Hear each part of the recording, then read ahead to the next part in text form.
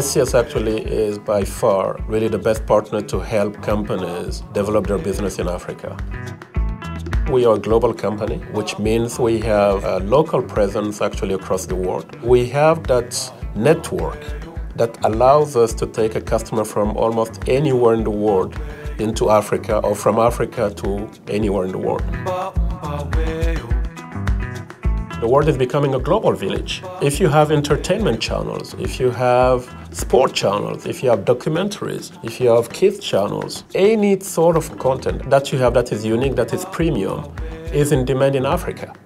There is a customer base for that, which is expanding. There is the middle class that is growing, so the purchasing power is growing, and we just want to be connected to the rest of the world. Now, Africa used to be seen as a poor continent, but there are also numbers now that are supporting the contrary. When you look at the number of people who need to be connected, for instance, we have more than 400 million people in Africa who are far away from terrestrial fiber nodes. It's almost half of the population. You have more than 70% of the population in Africa, which is close to 1 billion, that need to be connected, that live in non-urban areas. You have a growth potential from 16% to 50% for internet penetration. So when you look at those, these are really numbers that I think companies want to see. Given the size of the continent, it's near impossible to wire the continent terrestrially. The most cost-efficient way is really to do it with satellite today. And the technology has evolved, making satellite really cost-effective. With one beam, you can connect so many countries, and then the technology allows you to optimize the utilization of capacity that you bring. We have the main office in South Africa, but we have also an office in Ghana, in West Africa. We have recently opened an office in Addis Ababa, which I call the capital of Africa. So we are in Africa for the long term. We have invested, we have people on the ground to be able to bridge between the reality and African continent and then the technology. We are the only company actually that has invested in uplinks in the region. We have set up a teleport in Djibouti to take advantage of the 6 submarine cables that are landing in Djibouti and connect customers that are within the footprints of NSS 12, for instance, to the rest of the world. We have similarly also made investment in Nigeria or in Ghana, again with local uplinks. With not only the uplinks, what we're trying to do is replicate the state-of-the-art capabilities that we have in Munich, which is more or less also the capital of the world when it comes to broadcasting.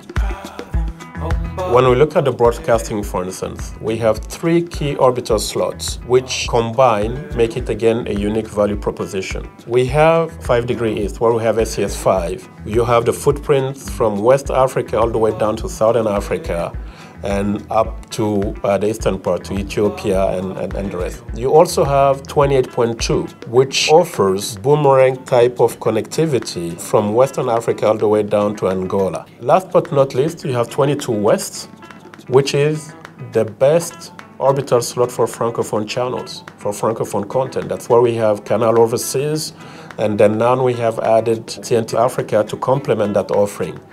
Between the 3, you really have a bridge between the various subgroups within Africa.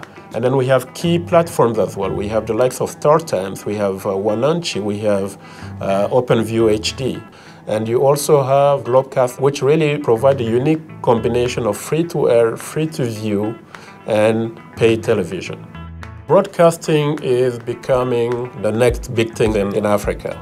Now that you have the digital migration deadline, which is set for mid-2015, for which all African countries need to be ready for. And that's where SES is bringing and providing its expertise. SES actually has been instrumental in helping the digital migration in Europe, for instance, in France, in UK, and in Germany. So we're bringing that expertise into Africa to help African countries do that transition nicely.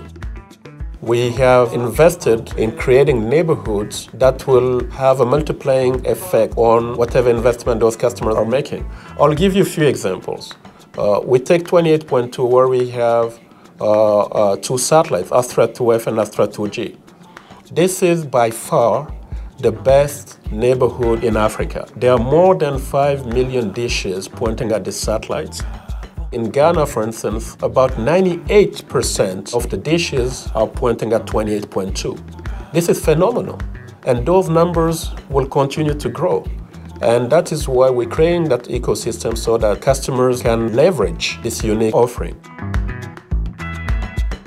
When you look at now the data side also, you have NSS 10 covering the whole of Western Africa, NSS 12 the eastern part of Africa, and then SES 4 covering the whole of Africa. And to all of those orbital slots, you have connectivities back to Europe or to Americas, or even within Africa using the uplinks that SES actually have put in place on the continent. We are the only operator with O3B capabilities. A satellite constellation that is closer to Earth than the geostationary. What that allows us to do is also to bring really high-speed internet with low latency in remote areas or actually even in big cities. We are committed to the African continent. We're making sure that the right pillars actually are being set up, which is going to benefit not only SES on the long term, but more importantly, the customer base that we're serving in Africa and from Africa into Africa.